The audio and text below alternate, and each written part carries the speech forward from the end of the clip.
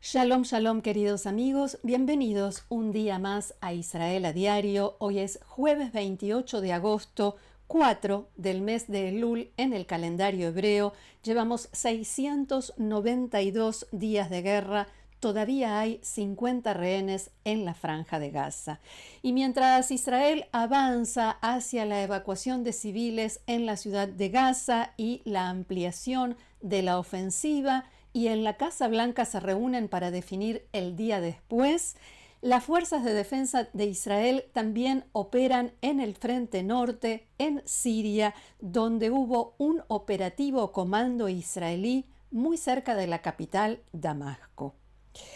El ejército israelí no hizo ningún comentario sobre lo sucedido y la información proviene de medios oficiales sirios, principalmente la agencia de noticias Sanaa. Allí estamos viendo el informe, una agencia que pertenece al gobierno y es manejada por el gobierno sirio. Y esta agencia reportó que las fuerzas de defensa de Israel llevaron a cabo esta operación comando en una base aérea siria en la zona de Al-Kiswe, en los suburbios de Damasco, a 40 kilómetros de la frontera con Israel. Decenas de soldados israelíes llegaron en 4 helicópteros militares a la zona y entraron al predio de la base. Estuvieron allí más de 2 horas y luego regresaron a Israel, según estos informes. De acuerdo con una fuente militar siria, no hubo enfrentamientos ni intercambio de fuego entre los efectivos de Tzal y los del ejército sirio. La agencia de noticias Reuters informó que a esa hora el presidente sirio Ahmad al-Shara, allí lo vemos, asistía a la inauguración de una exposición empresarial a casi 15 kilómetros de la zona donde se produjo el ataque israelí. Reuters también informó que la base de defensa aérea había sido utilizada por Irán durante el régimen del derrocado presidente Bashar al-Assad. Los objetivos de los ataques, la región de Kiswa y la estratégica colina de Jabal Mania, también se encontraban entre los puestos militares más importantes que eran utilizados por milicias proiraníes durante el gobierno de Assad. Los medios sirios también informan que un día antes de esta incursión comando, efectivos del ejército sirio encontraron dispositivos de escucha y vigilancia en la misma zona, en el área de Al-Kiswe. De acuerdo con este informe, intentaron desactivarlos y en ese momento fueron atacados por Israel y las autoridades sirias reportaron que 8 soldados resultaron muertos y varios más heridos. La Fuerza Aérea Israelí llevó a cabo una serie de ataques aéreos durante toda la jornada y así bloqueó la llegada de las tropas sirias a la zona donde más tarde se llevó a cabo la incursión, la operación comando. Todo parece indicar que la operación casi fracasa, estuvo a punto de fracasar cuando los soldados sirios encontraron esos dispositivos. A pesar de que no hubo ningún comentario oficial, como decía, sobre este operativo, el ministro de Defensa, Israel Katz, escribió en su cuenta de X: nuestras fuerzas operan en todos los frentes de combate, día y noche, por la seguridad de Israel. Y la pregunta que surge esta mañana en varios medios es si esto afectará de alguna manera los contactos de las últimas semanas entre Israel y Siria, que se encaminan, por lo menos buscaban, un acuerdo mutuo de seguridad. Vamos ahora al diario Ma'ariv, que abre su edición de hoy con una imagen de tropas israelíes en la Franja de Gaza y del presidente de Estados Unidos, Donald Trump. El titular dice: la pelota pasa a manos del presidente. Y la bajada amplía. Funcionarios de alto rango le presentaron al presidente de Estados Unidos planes para el día después de la guerra en la Franja de Gaza. El objetivo, poner fin a la guerra y liberar a todos los rehenes antes de fin de año. Tzahal continúa los preparativos, dice el diario, para conquistar la ciudad de Gaza, y miles de sus habitantes comenzaron a huir de la zona. Los familiares de los rehenes amenazan con intensificar la presión y las protestas. ¿Qué sabemos sobre esta reunión que tuvo lugar ayer en la Casa Blanca y que habíamos anunciado? Hubo dos invitados a esta reunión que llamaron la atención de todos los medios. El ex primer ministro británico Tony Blair, que fue representante del Cuarteto para Medio Oriente durante años, y Jared Kushner, que fue el arquitecto de los acuerdos de Abraham y asesor de su suegro y presidente de Estados Unidos, Donald Trump. Eso en el mandato anterior. Blair conoce muy bien la arena palestina y Kushner conoce muy bien y tiene vínculos con los países del Golfo que al parecer serán una pieza fundamental para Estados Unidos, para la reconstrucción de la Franja de Gaza y todo lo que pase cuando termine la guerra. ¿Quién estará al frente del gobierno? ¿Quién se ocupará de los civiles, de la ayuda humanitaria, de la reconstrucción? ¿Qué pasará con las armas y con Hamás, entre muchos otros temas? Según Canal 12, Blair y Kushner en los últimos meses trabajaron con el enviado de Trump, Steve Witkoff, sobre distintas ideas para un plan del día después de la guerra, y en la reunión de ayer presentaron estas ideas ante el presidente por primera vez. En el informe también destacaron que Tony Blair estuvo en la Casa Blanca en el mes de julio pasado, cuando el primer ministro Netanyahu visitó Washington. El mismo día, los dos coincidieron en la Casa Blanca. Blair se reunió con Witkoff y con el ministro israelí Ron Dermer. Kushner estuvo en Jerusalén hace 3 semanas y se reunió con el primer ministro Netanyahu justamente para hablar sobre este tema. En Galei Tzahal, la radio del ejército de Israel, destacaron las presencias de estas dos personalidades, dicho esto entre comillas, que conocen muy bien Medio Oriente, y dijeron que esto es una señal de que el presidente estadounidense Donald Trump va en serio.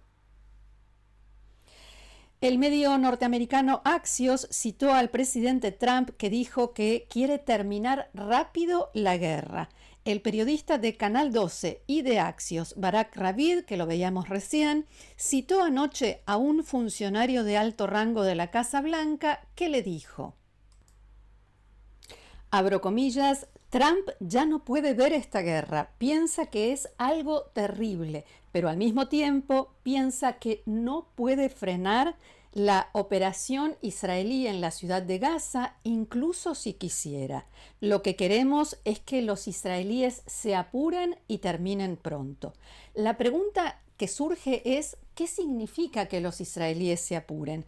Witkoff dijo ayer que podremos terminar la guerra antes de fin de año, o sea, en los próximos 4 meses, mientras que en Tzahal, las fuerzas de defensa de Israel estiman que la operación de toma de Gaza podría llevar entre 6 meses a 1 año. Los dos calendarios no coinciden y habrá que ver cómo se resuelve eso. Al mismo tiempo, se encuentran en Estados Unidos 2 ministros israelíes, el canciller Gideon Saar, que anoche se reunió por primera vez con el secretario de Estado Marco Rubio, y el ministro de Asuntos Estratégicos Ron Dermer, que en la práctica es quien lleva a cabo principalmente los contactos con el gobierno de Estados Unidos y está a cargo del tema de los rehenes. Todo esto recordaban esta mañana en Radio Galei Tzahal, mientras Israel todavía no respondió a la última propuesta de los mediadores que jamás dice haber aceptado. No se sabe si el gobierno israelí va a discutir este plan para liberar rehenes y terminar la guerra o si tomará alguna decisión en la próxima reunión de gabinete que está convocada para el domingo.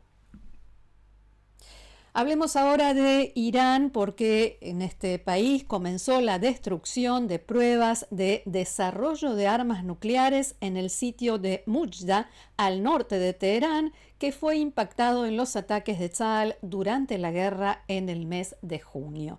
La agencia de noticias Reuters recoge hoy un informe del Instituto de Ciencias y Seguridad Internacional que indica que hay un esfuerzo significativo por parte de Irán para destruir rápidamente instalaciones nucleares que resultaron dañadas, al parecer, para hacer desaparecer los rastros y pruebas de toda actividad de investigación y desarrollo de armas nucleares, y que esto se ve claramente en imágenes satelitales. Ayer los inspectores del Organismo Internacional de Energía Atómica volvieron a entrar a Irán, finalmente habíamos anticipado el tema, pero el ministro de Relaciones Exteriores iraní dijo que esta cooperación no es definitiva. El canciller declaró que si Francia, Reino Unido y Alemania renuevan las sanciones, Teherán cancelará el diálogo con la Organización Internacional de Energía Atómica, este organismo de control de la ONU, para coordinar las inspecciones a sus instalaciones nucleares. No habrá más diálogo, ni coordinación, ni monitoreo y control. Lo cierto es que estos tres países se reunieron esta semana con los representantes de Irán, el diálogo fracasó y anoche los ministros de Relaciones Exteriores de Francia, Reino Unido y Alemania mantuvieron una conversación telefónica con Marco Rubio, el secretario de Estado estadounidense, durante la cual decidieron que, en vista de del fracaso de todos los esfuerzos por dialogar con Irán, hoy le van a comunicar al Consejo de Seguridad de la ONU que Irán transgredió en forma significativa el acuerdo nuclear y por lo tanto aplicarán el snapback, o sea, volverán a imponerle a Irán las sanciones del Consejo que estaban suspendidas desde que firmó el acuerdo nuclear en 2015. El proceso tomará aproximadamente un mes y las sanciones incluirán embargo de armas, restricciones a la exportación de misiles balísticos, congelamiento de cuentas y bienes, denegación de visas a iraníes. Eso sí, los países europeos temen que, una vez que comience el proceso, los iraníes cumplan la amenaza que vienen anunciando: retirarse del Tratado de No Proliferación de Armas Nucleares.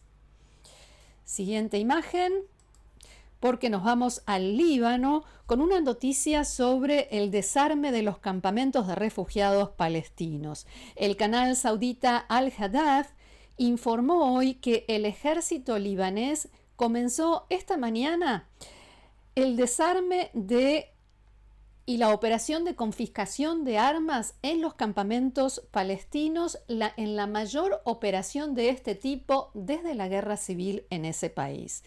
Según este informe, el gobierno está decidido a acelerar el proceso de desarme de los grupos palestinos en el Líbano para avanzar en esto hasta que el ejército sea quien tenga el monopolio de las armas. Las fuentes libanesas citadas por el canal saudí dijeron que esta operación de desarme de los palestinos incluye áreas ubicadas tanto al norte como al sur del río Litani. Veremos qué sucede cuando llegue el turno de desarmar a Hezbollah.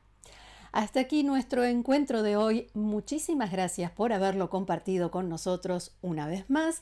Los invito, como siempre, a sumarse, a seguirnos en el canal, a suscribirse, a difundirlo y compartirlo y a formar parte del grupo de amigos de Israel a Diario, haciendo clic debajo de este video donde dice unirse. Gracias nuevamente, que tengamos buenas noticias. Shabbat Shalom.